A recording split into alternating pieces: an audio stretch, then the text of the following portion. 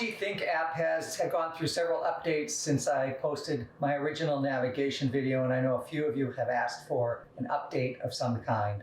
I'm not going to do the whole video of how to log in and navigate and set up your devices. I don't think that's changed, even though the look of it may change and the navigation may change a little bit. The concept and principles are the same. It should be pretty straightforward. One of the more recent changes, they have actually provided estimated kilowatt hours usage. I think the kilowatt hours is only measuring electricity usage. It's not really measuring water usage, although maybe it is got some sort of calculation in there that factors in electricity and water consumption into a kilowatt hour factor. It's not real clear, but it does give you that information. Let's load up the LG ThinQ app.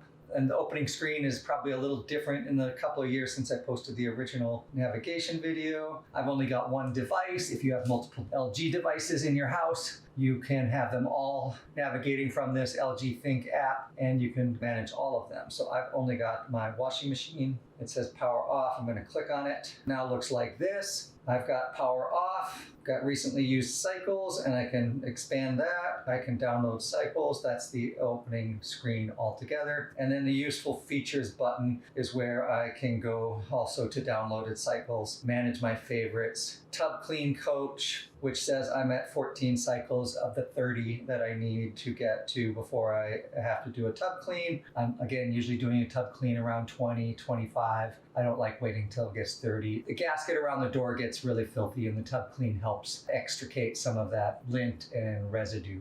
Energy monitoring, this is new. It says this month I've used 31.81 kilowatt hours, and last month I used 49.14 kilowatt hours. I didn't have those numbers before in the previous version of the app. And then there's cycles used and smart diagnosis. The energy monitoring used to be the one that we'd go to, and we'd have either energy usage or number of cycles. And you see now that we have the energy usage, we've got a kilowatt hour scale on the left-hand side, which we didn't have a couple years ago. The developers of this app are they're not understanding the basic flaws that they have. I've got yearly cumulative usage, 80.96 kilowatt hours. I'm a little bit confused about the energy saver sticker that I got with it that said it was like using like no kilowatt hours, which was different from the Canadian version. Canadian version said 1,000 kilowatt hours, and the American version said 1.2 kilowatt hours or something like that. We'll pull up that screen here on the video and see what that was. 80 kilowatt hours for a month and a half of laundry. You can look at it by month. The month tracks all of the daily usage, and then I can look at it by the week. I haven't done anything this week, February 19th through, well, the week has just started. That's today. But I can go to last week, and I've got 11.23 kilowatt hours in laundry cycles from last Sunday through yesterday. I've also got number of cycles, which is one of the things I was tracking just to see what my number of cycles usage was. And my cycles range from around 22 cycles a month to last December I did 69 cycles. And remember, the cycles do not track a dry cycle only. It only tracks wash cycles, and it only tracks wash cycles that complete. So if you have a failure of a wash cycle due to a pump drain filter clog and you have to stop it and you stop the cycle, it doesn't count that one. It only tracks the wash cycle. So every time I do an extra dry, it's not counting that as a cycle. It's your wash cycles that contribute to the need for the tub clean.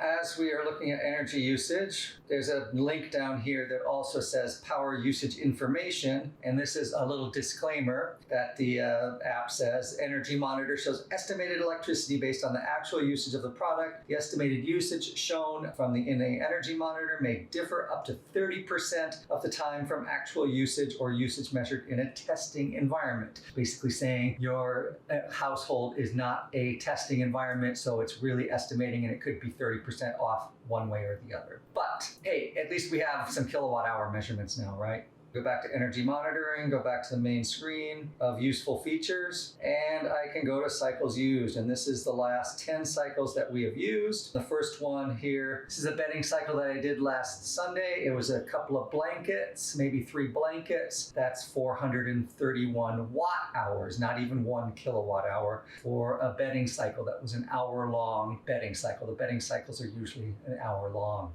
And then I went ahead and did a spin cycle with a dry cycle, normal dry. So it did 30 minutes of spin, and I'm not really sure how much of a dry cycle. And that was 1.39 kilowatt hours that it used for that spin, and maybe an hour, hour and a half dry cycle. And I think I dried one of them another 30 minutes, and that was another 481 kilowatt hours. And after that, I did a delicate cycle, which is about a 45-minute cycle. Delicate, cold wash, or I might have done medium warm wash. I'm not sure, I can't remember. Oh, it tells me right there. I did a warm wash.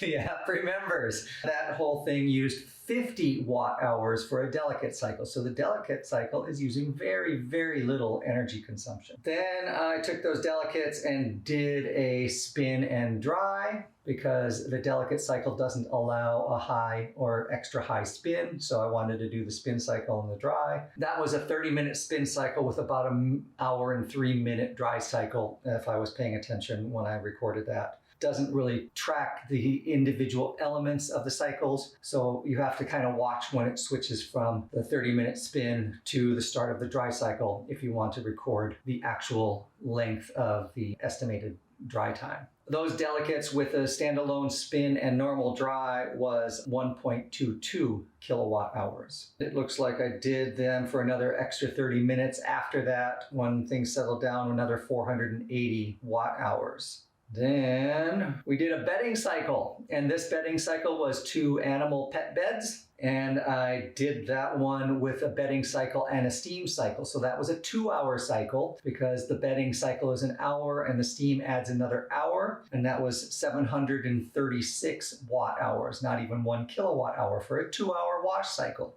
I think that's pretty good. Then I did a dry cycle with the larger of the pet beds. I didn't do any additional spin. I just did 60 minutes of dry time, and that was 1.04 kilowatt hours. And then my last cycle was the cycle that Mr. Cheeseman is sitting on here, a medium to smallish load of cottons and socks and underwear and maybe a hand towel or 2. That was a full normal wash cycle with a normal dry, and that was 1.55 kilowatt hours, and the actual full runtime of the wash was between 2 and 2.5 hours. Again, the machine does an initial estimate about how long it's going to take to wash and dry, and then after it does the wash, it runs a spin and it recalculates the amount of time that it thinks it needs to dry. So whatever that initial start time is not what you're actually going to get. You're usually going to get an extra 30 minutes of dry added on after it recalculates how much time is needed to actually dry. And again, that was 1.55 kilowatt hours, and then I did another standalone dry cycle for 30 minutes without a spin for 489 watt hours. So that gives you a sense of the energy usage of this machine. Little Cheeseman. He likes his clean laundry. Cheesy Cheese. Cheesy Cheese likes to clean laundry. I don't want to disturb him because he's going to get up and run away. Oh, maybe he wants his tummy rubbed. Little man. Little man. Oh, he wants some head rubs. Cheesy wants some head rubs. Okay, now let's go back to sleep, okay?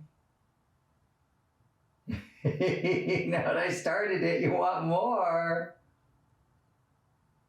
Okay. Oh, puppy. Little Cheeseman.